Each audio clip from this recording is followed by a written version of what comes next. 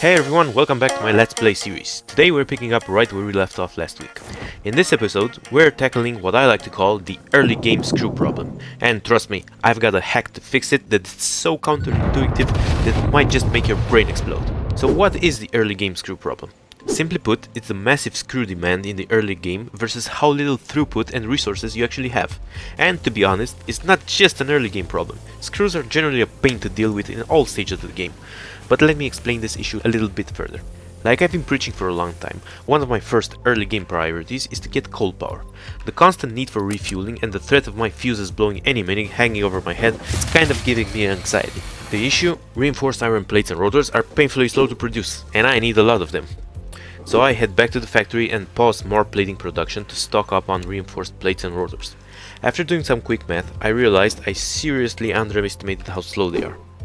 Naturally, the next logical step would be to upscale production, right? But here's the catch. Even with more assemblers, production is still really slow, and I need tons of them to keep up.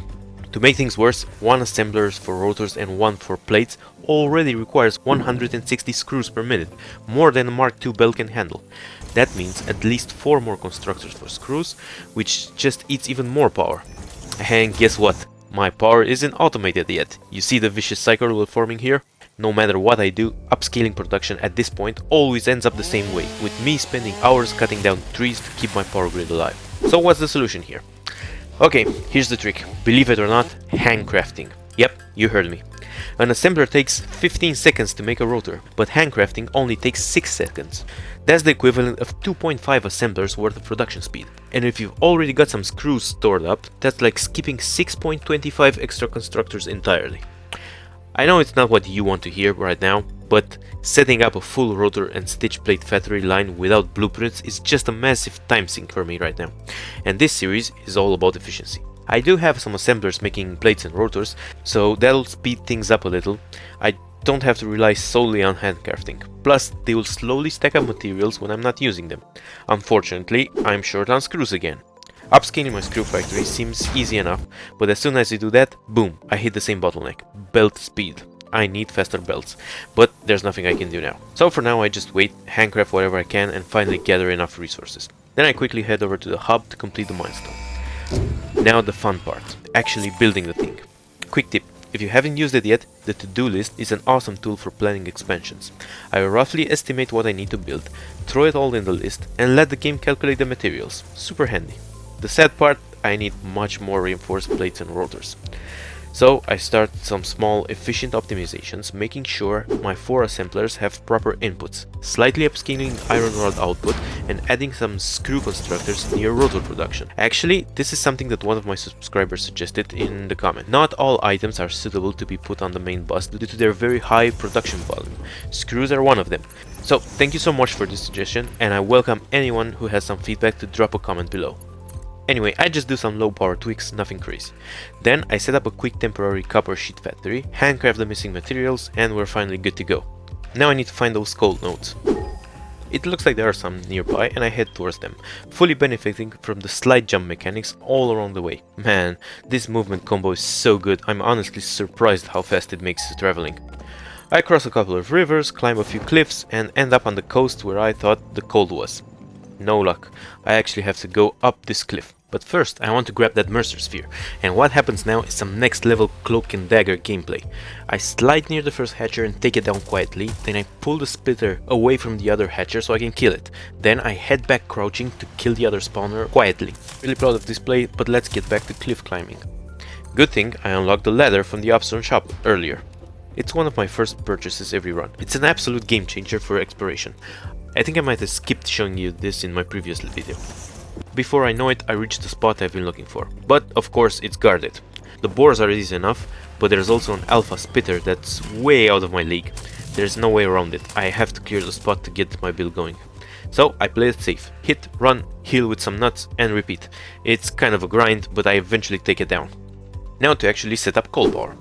I lay down foundations, place the extractors, and go with my usual 2 extractors to 5 generators ratio. If you want the detailed math, I've got a separate video on coal setup, go check that out. The short version, this design needs 75 cold per minute, so Mark II builds are required. The only issue, my two impure nodes that I have right now output just 60 cold per minute. Thankfully, I've got some power slugs. Now I can overclock them to cover the full demand. If I didn't though, there's another coal nearby, but it's a bit further out. With coal power finally online, I head back towards the factory and remember the crash site I passed in episode 1. Remember? Time to check that out. With some rotors in my bag, I unlock my first hard drive and stick it in the MEM for what I hope to be an awesome alternate recipe. Also, and I realized this after rewatching my last episode, I completely missed the Caterium ore nearby. That's perfect.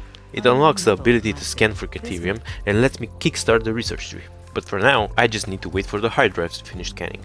And while that's running, I might as well keep expanding the factory. I take a look at my rotors and the first thing I noticed, I'm not producing enough screws. Same old story, right? So I decide to upgrade the rotor factory by adding 3 more screw constructors. That should cover the demand for now, hopefully. Next I plan to upgrade my reinforced iron plates. But after a quick look at the production, I realize we're missing regular iron plates. That means it's time to boost the plate production. I head back to the iron plate factory and add 2 extra constructors and disconnect the build from storage. I think I have backed up enough plates for now. And of course, the moment I fix one problem, another one pops up. This time, it's iron ingots. It just keeps coming. I'm actually using 160 ingots for plates at this point. That means I need to make a lot of spaghetti to assure the throughput with my Mark II builds. I think this is an issue I'll fix later. I don't really have the energy to do it now. I check my smelters, they're producing about 120 ingots per minute. But it's still not enough to fulfill the iron plate and iron rod demands. Without faster belts, I can't just keep expanding the line. It'll jam everything up. So instead, I decide to add a separate build line. The nice thing about Satisfactory is that you can literally build on top of your existing setup. So I stack another belt above the current one. Seems like a solid idea for now. After that, I carefully merge the belts to make sure I don't exceed the throughput anywhere, and a few tweaks later and we're set for now. In the meantime, my hard drive just finished scanning, so I head back to check on that. And when I open the MEM, jackpot! I literally get the best alt recipe possible. Stitched iron plates. This is huge. Now I can really start scaling things up efficiently. This eliminates the need for screws and removes the strain from my iron production and lets me use copper instead at a much lower throughput requirement. Since I'm already at the MEM, I take a quick look at some other research options. I start the Caterium tree, unlock the rebar gun, which should make those alpha fights a little easier next time. While I'm at it, I also grab the protein inhaler, a great healing item, especially with all the nuts I keep finding around the desert. Then I research the yellow power shard. I have a feeling I'm going to need a lot of those soon, especially for overclocking miners. And since I've got plenty of mycelia, I go ahead and unlock the expanded tool belt. Unfortunately, it looks like there's a bug in this version. I don't actually get the extra slot. Turns out there's no proper workaround, so I just open the save editor and give myself the extra slot manually. Honestly, that's the only way to fix it for now. So with my screw and plate line fixed, a brand new alt recipe unlocked and some solid research progress made, the factory is finally shaping up for the next big expansion. We're doing that in the next episode, so don't miss it.